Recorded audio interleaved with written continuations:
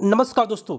आज का जो अपडेट है वो सबसे ज़्यादा ख़ास है। यदि इस अपडेट को नहीं देखते हैं तो बहुत दिक्कत होने वाली है, क्योंकि मैं इसका निचोड़ बताने वाला हूँ कि जो भी शिक्षक मन में बना लिए थे कि हम जाएँगे और जो भी शिक्षक सोच लिए थे कि हम नहीं जाएँगे, उनको भी बताऊँगा। और साथ-साथ जिन जो लोग मन में ये बना लिए थे कि हम नहीं भरेंगे, तो मैं आपको बता दूँ कि काफ़ी मैं ज़ोर लगाया, काफ़ी विरोध भी किया था कि 10 अनुमंडल नहीं मिलेगा। देखिए दोस्तों, काफ़ी ज़ोर लगाने के बाद 3 अनुमंडल पाया है। थोड़ा-सा और ज़ोर लगाते तो 1 अनुमंडल पड़ा था। लेकिन अब तो समय नहीं है।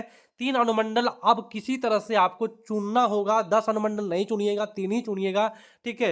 जो नहीं देगा उसको भी भेज दिया जाएगा। जो लोग शिक्षक मन में बना लिए हैं कि हम फॉर्म ही नहीं डालेंगे, आवेदन ही नहीं करेंगे, तो मैं आपको बता दूँ, इस वीडियो में आपको पूरा निचोड़ बताने वाला हूँ, इसलिए एक लाइक ज़रूर कर दीजिए। तब तक मैं शुरू करता हूँ इस वीडियो को। एक लाइक ज़रूर कीजिएगा। चलिए मैं आपको बता दूँ कि आवेदन जो होने वाला है वो 7 से ऑनलाइन आवेदन होने वाला है और 22 नवंबर तक ऑनलाइन आवेदन होगा। ठीक है, 7 से अब रुकने वाला नहीं है। 7 से होगा तो होगा 100%। ठीक है, और 22 नवंबर तक चलेगी। उसके बाद मैं आपको बता दूं, इसमें कहा जा रहा है, मैं निचोड़ बताऊंगा, इसको समझना काफी जरूरी है।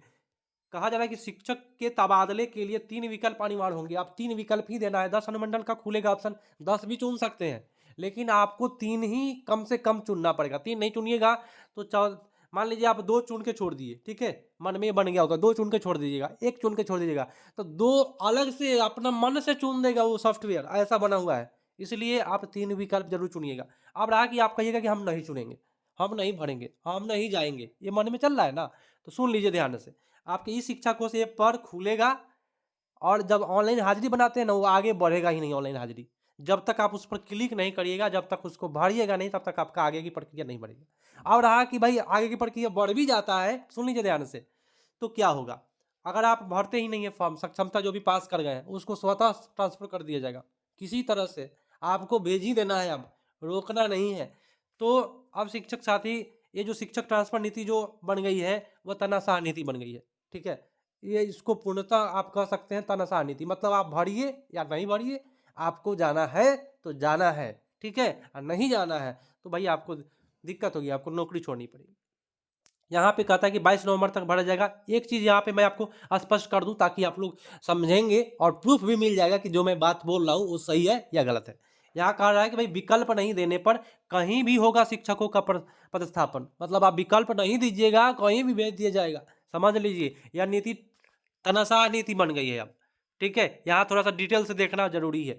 यहाँ पे बोला जा रहा है कि पुरुष शिक्षक 10 अनुमंडल का विकल्प दे सकते हैं, मतलब 3 गो आपको चुनना ही पड़ेगा। ठीक है, ये शिक्षक अगर स्थानांतरण नहीं चाहते हैं तो उन्हें कोई सूचना नहीं मांगी जाएगी। अगर नहीं चाहते हैं तो सूचना नहीं मांगा जाएगा। यहाँ कहा जा रहा है कि शिक्षकों के तबादले के लिए दिशा निर्देश जारी कर दिए गए हैं। इसके लिए बीपीएससी से बहाल तथा पुराने नियमित शिक्षक से ई शिक्षा पोर्टल पर स्क्रीन पर क्या आप स्थानांतरण चाहते हैं, इसका जवाब मांगा जाएगा। अगर शिक्षक स्थानांतरण नहीं चाहते हैं तो उन्हें कोई भी सूचना नहीं मांगी जाएगी। ठीक है, अगर स्थानांतरण नहीं चाहते हैं तो कोई भी सूचना नहीं मांगी जाती। आप लिख दीजिएगा स्थानांतरण हम नहीं चाहते हैं, यस लिख दीजिएगा, हो जाएगा। लेकिन ये बीपीएससी और पुराने वाले के लिए है, सुन लीजिए ध्यान से। अब सक्षमता वाले में जो भी शिक्षक साथी है, सुनिए ध्यान से, मैं निचोड़ बताऊंगा, पहले ही बोला हूं।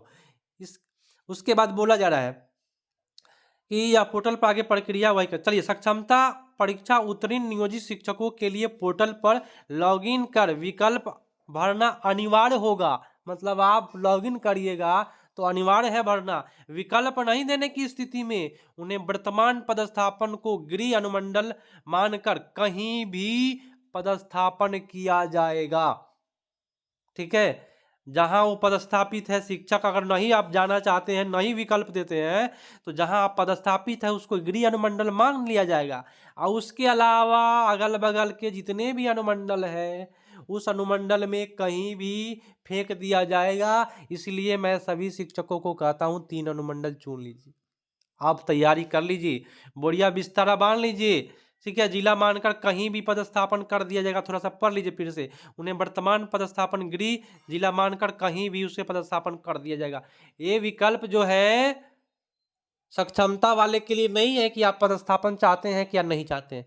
सक्षमता वाले को भाई जाना ही है। विकल्प से संबंधित सूचना पोर्टल पर प्रविष्ट करेंगे। उनके प्रमाण पत्र सिविल सर्जन से वही देंगे जो लोग असाध रोग से पीड़ित है। जो लोग दे देंगे उनको फायदा होगा।